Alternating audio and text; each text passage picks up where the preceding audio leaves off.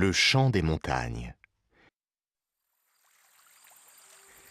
Le jour déclinait peu à peu et les derniers rayons du soleil se faufilaient à travers les branches des arbres. Moko et Meili se reposaient. Au-delà de la forêt, ils apercevaient la montagne. Soudain, une étonnante sonorité, longue et mélodieuse, envahit le paysage. « On dirait que la montagne chante, » dit Meili. « Tu crois qu'elle nous appelle ?»« Viens, » dit Moko. « Nous allons le découvrir. » Ils se mirent en marche, guidés par cette étrange musique.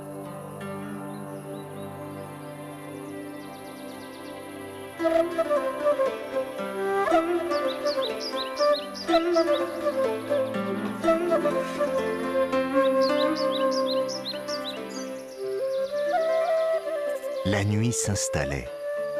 Bientôt, il n'y eut que les timides rayons de lune pour éclairer le chemin et le chant des montagnes semblait s'éteindre dans l'obscurité. « La montagne se tait ? Nous l'avons peut-être dérangée ?» dit Meili. Ils atteignaient les flancs rocailleux quand retentit ce chant bien curieux, noyé dans un profond écho.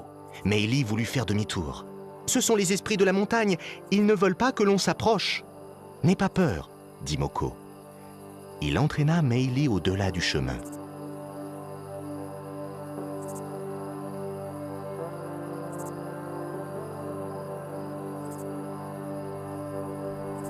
Du sommet d'un rocher, un spectacle inattendu se présenta devant eux. Des hommes, assis par dizaines, soufflaient de tous leurs poumons dans d'immenses tubes en forme de corne autour de brasiers éclairant la falaise. Meili et Moko contemplèrent toute la nuit ce cortège de musiques et de chants, de lumières et de sons. Au petit matin, ils s'étaient endormis. Les hommes et leurs chants avaient disparu.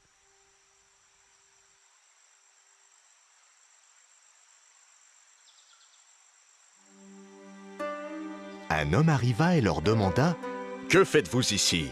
Avez-vous entendu le chant de la montagne ?» Meili et Moko n'osaient rien répondre. « Sachez que ce que nos oreilles entendent et ce que nos yeux perçoivent sont bien souvent ce que nous voulons entendre et voir. » Meili et Moko ne comprirent pas tout le sens de ces paroles, mais décidèrent de ne rien raconter du secret qui leur avait été dévoilé. Ils rentrèrent au village, fiers et heureux d'être les gardiens du mystère merveilleux des chants de la montagne. Qu'est-ce que l'écho? Quand on crie en montagne, on entend les mots que l'on prononce se répéter plusieurs fois, comme si quelqu'un répondait de l'autre côté de la vallée. Ohé, ohé, ohé, ohé. On appelle ce phénomène l'écho. Quand tu parles ou quand tu chantes, tu fabriques du son. Les autres t'entendent.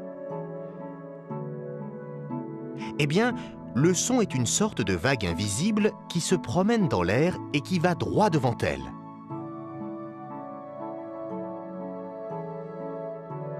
Si elle rencontre un objet, elle ne peut pas l'éviter et elle rebondit dessus.